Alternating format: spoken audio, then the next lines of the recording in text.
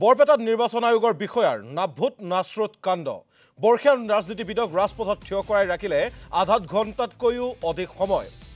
আমি আপোনালোকক জনাইছো যে বৰপেটাত নিৰ্বাচন আয়োগৰ বিষয়াৰ নাভূত নাস্ৰুত কাণ্ড এগৰাকী বৰ্ষীয়ান ৰাজনীতিবিদক আধা ঘণ্টাতকৈ অধিক সময় ৰাজপথত থিয় কৰাই ৰাখিলে নিৰ্বাচনী বিষয়াই। CPIMৰ নেতা উদ্ধৱ বৰ্মনৰ লগত সংঘটিত হৈছে এই ঘটনা আৰু CPIMৰ প্ৰাৰ্থী মনোৰঞ্জন তালুকদাৰৰ গুহাৰি পত্ৰ কঢ়িয়াই নিছিল ৰাজনীতিবিদজনে। নিজ বাহনত দলীয় প্ৰচাৰ পত্ৰ কঢ়িয়াই নিয়াৰ অপৰাধতে এনে হাৰাশাস্তি কৰা হয় বৰ্ষীয়ান ৰাজনীতিবিদগৰাকীক। প্ৰচণ্ড গৰমত ৰাষ্ট্ৰীয় ঘাইপথৰ ওপৰতে ৰাজনীতিবিদগৰাকীক থিয় কৰাই ৰাখে নিৰ্বাচনী বিষয়াই। আৰু এয়া বৰপেটাৰ ঘটনা। বৰপেটাত নিৰ্বাচন আয়োগৰ বিষয়াৰ নাভূত নাস্ৰুত কাণ্ড বৰ্ষীয়ান ৰাজনীতিবিদক ৰাজপথত থিয় কৰাই ৰাখিলে আধা ঘণ্টাতকৈ অধিক সময় আৰু CPIMৰ নেতা উদ্ধৱ বৰ্মনৰ লগত সংঘটিত হৈছে এই ঘটনা। আৰু CPIMৰ প্ৰাৰ্থী মনোৰঞ্জন তালুকদাৰৰ প্ৰায় ৫,০০০ গুহাৰি পত্ৰ কঢ়িয়াই নিছিল ৰাজনীতিবিদজনে আৰু নিজ বাহনত দলীয় প্ৰচাৰ পত্ৰ কঢ়িয়াই নিয়াৰ অপৰাধতে এনে হাৰাশাস্তি কৰা হয় ৰাজনীতিবিদজনক।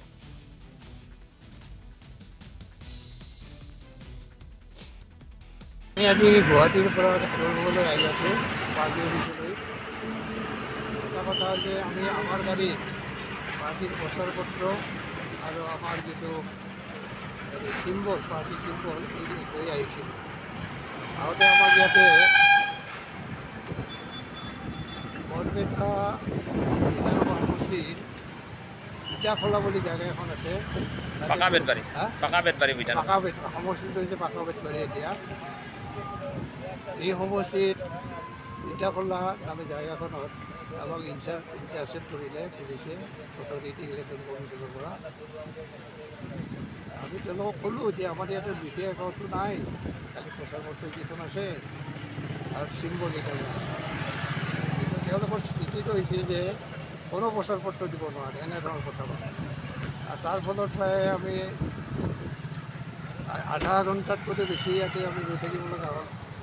আৰু তাৰ ফলত ইয়াতে যিহেতু আমাৰ ঋতুৰঞ্জন দাসে ইলেকশ্যন কমিশ্যনৰ মিটিঙত গৈছিল, পাৰ্টিবিলাকক যেতিয়া মাতিছিল, তেওঁ বিভিন্নজনৰ ফোন চোন এইবিলাক তেওঁৰ হাতত আছে। তেওঁ যোগাযোগ কৰিলে যোগাযোগ কৰাৰ ফলত এতিয়া বৰপেটাৰ কমিশ্যনাৰকো লগ ধৰিলে, ফোনত অভাৰ ফোন, আৰু তাৰ ফলত এতিয়া আমাক যাব কৈছে, আমাক ৰেহাই দিছে। গতিকে এইখিনিয়ে নেচাৰেলি এইটো এটা চৰ্ট অফ হাৰাছমেণ্ট বুলি ক'ব।